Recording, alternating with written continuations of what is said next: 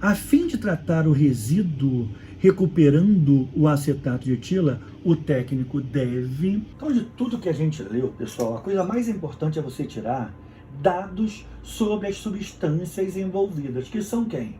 O acetato de etila, que é esse cara aqui, é um éster, e a água. Ele fala no texto, pessoal, que o composto tem baixa solubilidade em água. Por quê? Porque ele é levemente polar, uma vez que tem par de elétrons desemparelhados no átomo central, mas ele tem baixíssima polaridade. Se ele tem baixa polaridade,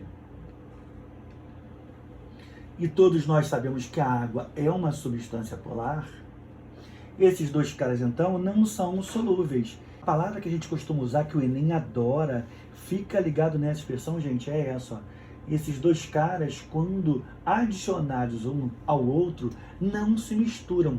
Eles são immiscíveis.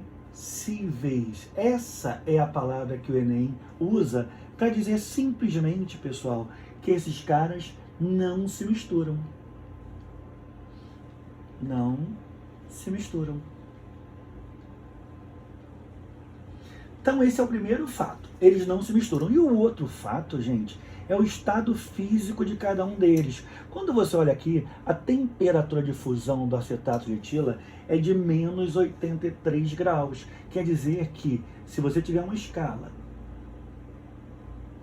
aqui ó, menos 83, e aqui ele não disse o ponto de ebulição, mas a gente já sabe que se essa é a temperatura de fusão, uma coisa a gente sabe. Esse cara, ele aqui é sólido. E a temperatura ambiente, que vai estar em torno de 25 graus Celsius, esse cara tende a ser líquido.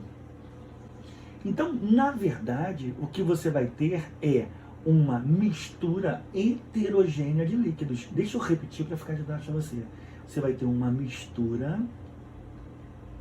heterogênea formada por acetato de etila e água.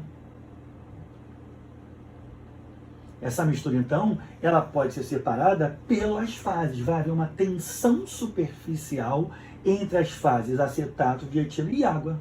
Uma terceira conclusão que você pode chegar muito importante é sobre a densidade. O acetato é menos denso que a água.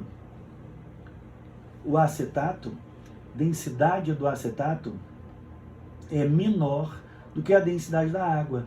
Isso quer dizer novamente o quê? Que quem é menos denso vai sobrenadar.